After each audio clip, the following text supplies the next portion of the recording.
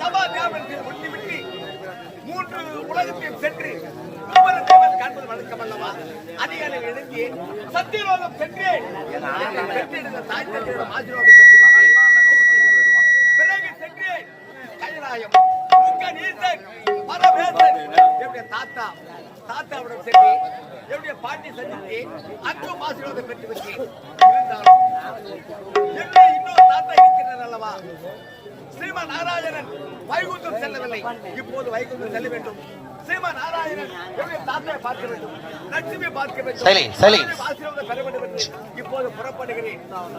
நமோ Narayana Narayana. ஓ